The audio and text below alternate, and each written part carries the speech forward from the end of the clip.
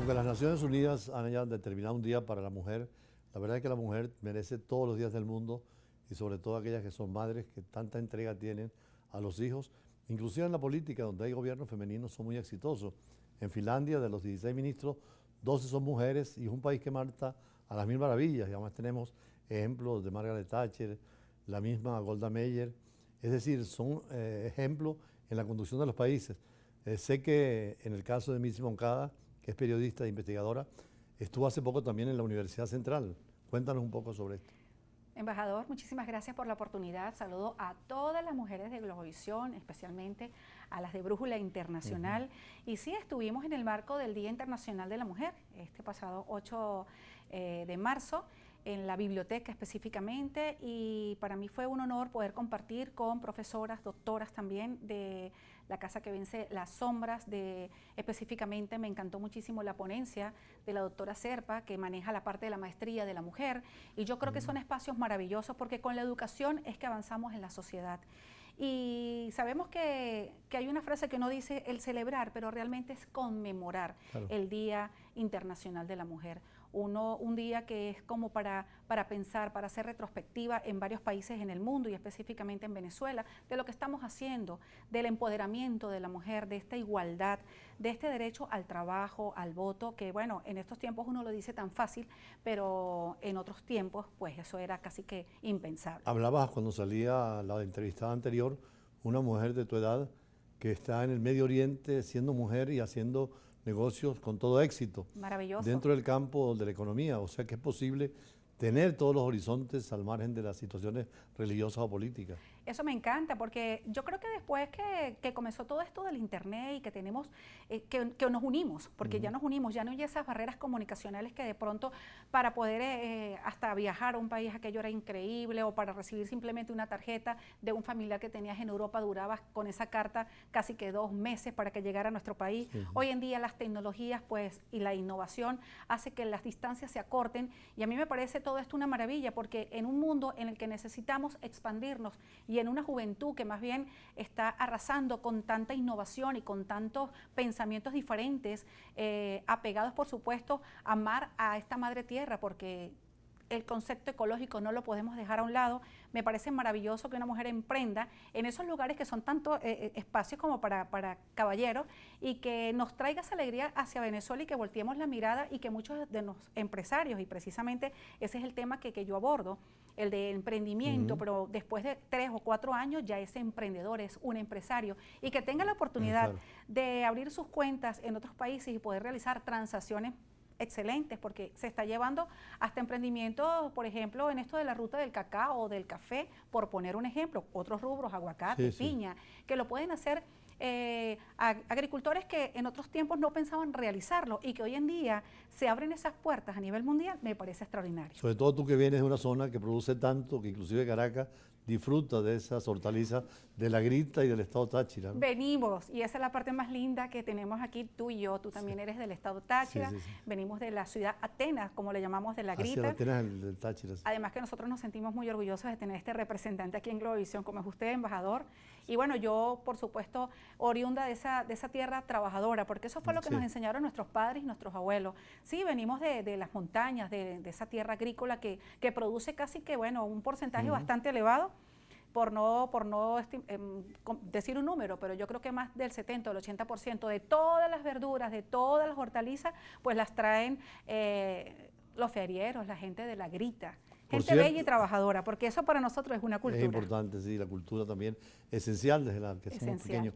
Una pregunta te iba a hacer porque te vi en estos días participando con militares en los cursos superiores de defensa, ¿no? Seguridad y defensa como temas centrales, y estás ahí conviviendo con altos ejecutivos civiles y militares. Cuéntame un poquito de esto. Sí, bueno, actualmente soy cursante, soy doctoranda en Defensa Integral de la Nación y mi trabajo de grado de estudio tiene que ver con los emprendimientos, porque en los momentos más complicados de un país es donde sale la gente, el pueblo, los ciudadanos a aportar, a querer, y en este caso fue el tema de los emprendedores que, bueno, hoy en día pues tiene ya una participación importante, ya se están dando algunos créditos, ya, bueno, el venezolano realmente siempre nos motivamos a estudiar, a emprender, a hacer, y en eso estamos.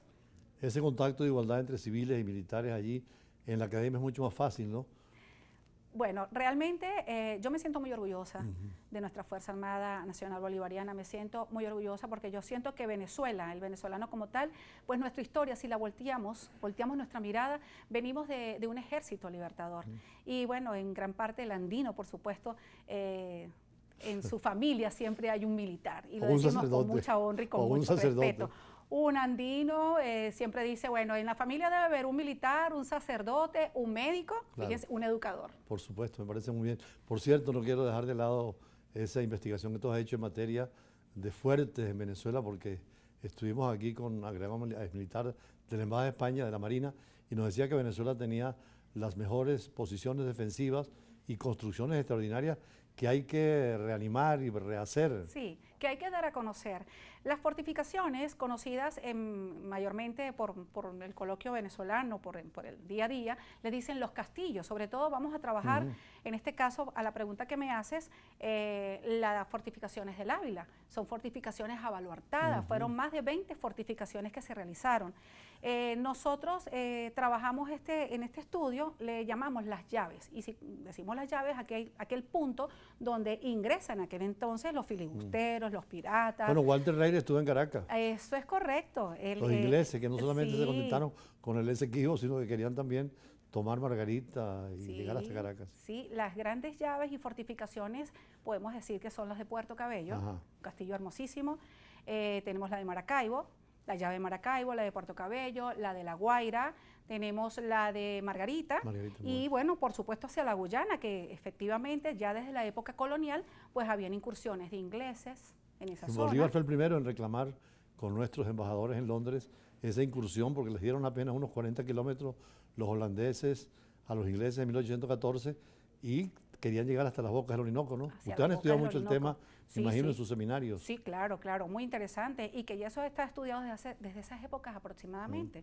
Entonces yo creo que llegó un momento en que realmente, a la pregunta que también me comentaste, claro que sí, fueron fortificaciones diseñadas por arquitectos militares, sí, los mismos que realizaron fortificaciones en Cuba, las fortificaciones en Puerto Rico, fortificaciones, Domingo, sí, claro, las de Cartagena. O sea, que tenemos ese sistema defensivo. ¿Y este interés de la Embajada Española, por ejemplo, han conversado con ustedes? Sí, yo de hecho he tenido participación en congresos, tuve la participación en el primer congreso de fortificaciones militares que se realizaron en la época colonial aquí en la provincia de Venezuela, y casualmente también fue en la Universidad Central de Venezuela en el área de arquitectura, con la Embajada de España. Y al terminar tienes que referirte naturalmente al emprendimiento, que es uno de los temas centrales que has desarrollado, ¿no? Emprender, yo creo que todos emprendemos y es un mensaje hermoso que quiero dejarle a los venezolanos que están aquí dentro de nuestro país y fuera de nuestras fronteras. Así como en otros tiempos, muchos de los europeos emprendieron y tuvieron que salir por motivos de guerra y se vinieron muchos aquí a esta Venezuela. Y resulta que después de tantos años, de 50, 40 años, son los grandes empresarios. Así serán los venezolanos que en gran parte del mundo están y se van a quedar porque van a tener familia y van a hacer de esos pequeños emprendimientos sus grandes emporios. Los que nos quedamos aquí y que bueno, somos profesionales y los no profesionales igual, siento la necesidad y me voy allí como profesora universitaria y como investigadora que soy, hacer como vamos a decir, esos estudios que en algún momento van a venir para que comencemos a trabajar a los niños desde etapas muy tempranas, desde las primarias y las secundarias, a llevar esos proyectos de emprendimiento, porque, ok, podemos ser el profesional que queremos ser, pero también tenemos que ponerle pasión a lo que realmente a veces uno quiere en la vida. Y a veces tienes un don, tienes un arte. Precisamente en la diplomacia, un griteño que tuvo mucho éxito fue Diógenes Escalante, el embajador que quiso ser presidente, pero que se enfermó cuando llegó aquí. Se volvió loco prácticamente. Eso fue en la época de Isaías Medina Angarita, que de hecho lo candidatearon y todo. Estudió con López Contreras Angarita, precisamente. Imagínate. Bueno, muchísimas gracias. A usted, más adelante vamos a tener a dos jovencitas venezolanas, boxeadoras, que también hoy en día el boxeo que era masculino está en la mujer en ello, como el fútbol que era solo masculino. Inclusive es mucho más bello el fútbol femenino o el boxeo femenino, porque las mujeres guardan esa elegancia al patear, por ejemplo, un balón o al ponerse unos guantes de boxeo, le ponen el encanto. El hombre es más extrovertido, sí, la belleza. El otro es más la virilidad, en el sentido del macho dominando. En cambio, la mujer a los deportes le ha dado una cobertura muy especial. Y estas niñas venezolanas empiezan en estos deportes y figuran en récords mundiales, inclusive a las Olimpiadas vamos a estar con varias de estas jóvenes. Por eso vamos a hablar con ellas también en Brújula Internacional, en esa dimensión internacional que tiene el deporte. Ya venimos. Gracias.